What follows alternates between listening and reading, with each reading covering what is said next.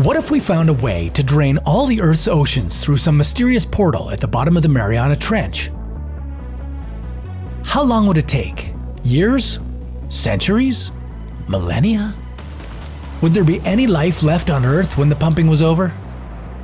What if it happened overnight? This is What If, and here's what would happen if we drained all the world's oceans. Ocean water makes up 70% of the Earth's surface. How much liquid is that exactly? Well, if you could put all that water into Olympic-sized swimming pools, you'd need this many of them. Even if we opened a portal about the size of a basketball court, it would take us hundreds of thousands of years to drain the oceans. They hold over 1 billion cubic kilometers of water. But what if we had a pump powerful enough to drain all the oceans in a minute? What would happen then? Sure enough, swimmers, sailors, cruise passengers, everyone out on the ocean would feel the effects quickly. Within a second, boaters and swimmers in shallow water would crash onto the bottom. They'd get away with a few broken bones. Deep ocean ships wouldn't be so lucky. A Titanic-sized liner would hit the bottom in 30 seconds and smash into tiny pieces. The same thing would happen to just about every large ship on the ocean within the first minute. What about all the sea creatures? You already know the answer. It would literally be raining fish, since all the whales, dolphins, and other big aquatic animals curiously exploring the surface would be falling to the ocean floor.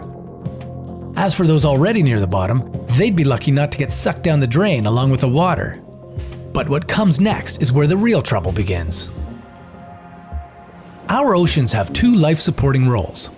First, they regulate global temperatures by absorbing energy from the sun.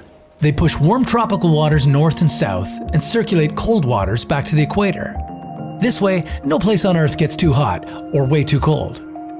Global climate control. Second, oceans feed the water cycle, evaporating into the clouds and raining back to Earth.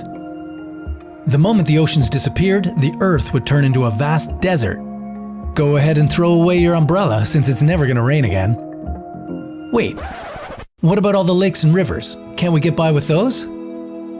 Well, without oceans, the world loses 97% of its water. The small amount of liquid left would not be enough to sustain the water cycle.